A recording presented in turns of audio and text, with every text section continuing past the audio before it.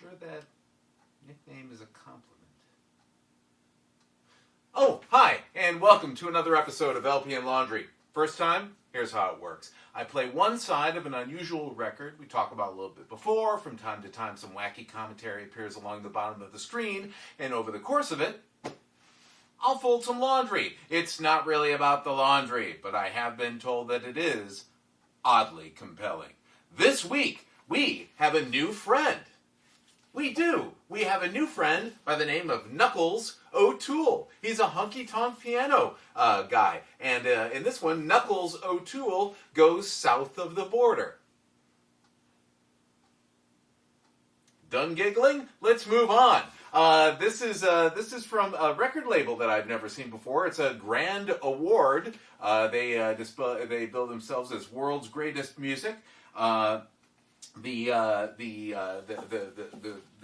actually a credit for this painting right here. David Stone did this painting of Senior O'Toole, so I'm going to assume this is presumably Senior O'Toole. And there is ample persuasive essay and documentation, including a bio of Mr. Stone, which I will read in the next episode. But for now, let's find out a little bit more about America's #1 honky-tonk piano man, Knuckles O'Toole. Shall we? Let's. The wedding of Knuckles O'Toole with music south of the border may never have been predicted by the gossip columnists, but has seemed a natural blending for a long time to those familiar with the two parties concerned.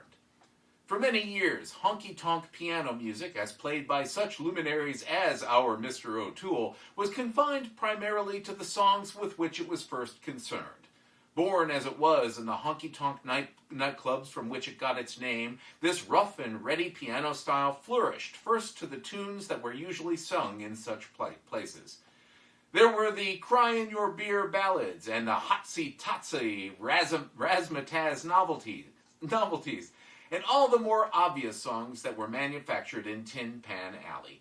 To them, honky-tonk pianists playing the clanking, multi-toned instruments that have always been synonymous with their special form of music lent their specialized interpretations, often giving them new life and greater color as they beat out, with unbridled enthusiasm, their salutes to the music that was popular north of the border.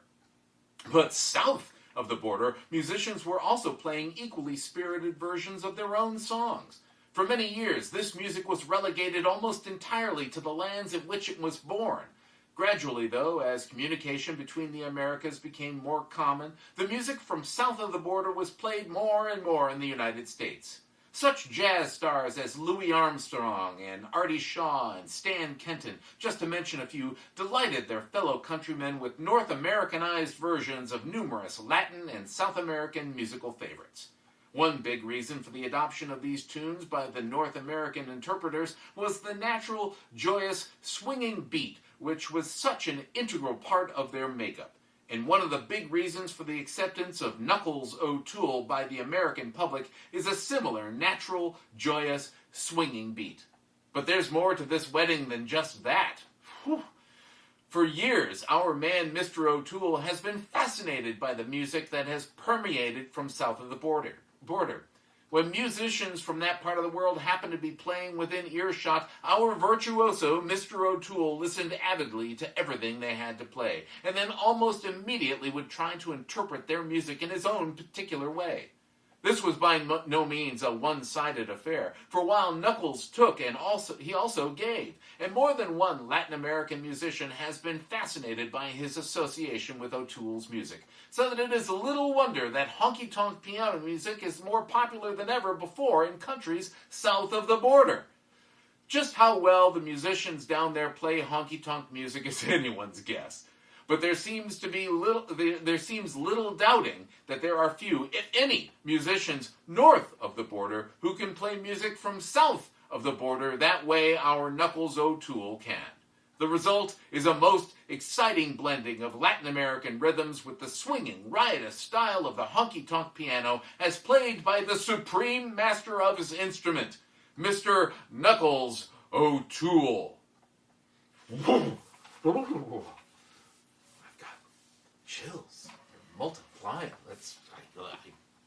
without further ado, Mr. Knuckles O'Toole. Here we go. So, starting off with something.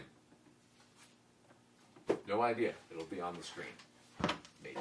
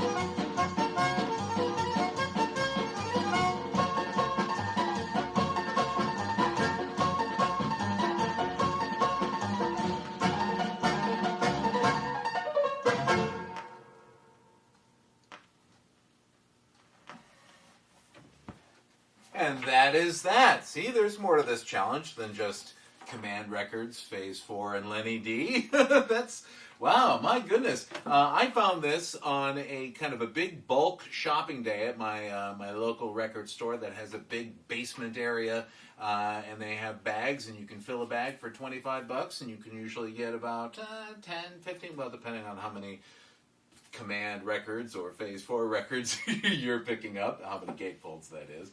And I really had this one in the maybe or maybe not. I'm so glad I grabbed it.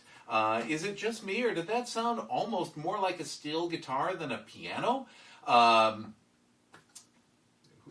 guess that's what it was, but boy, it was plunky, plunky, plunky, but incredibly pleasant to listen to. Thank you, as always, for joining me.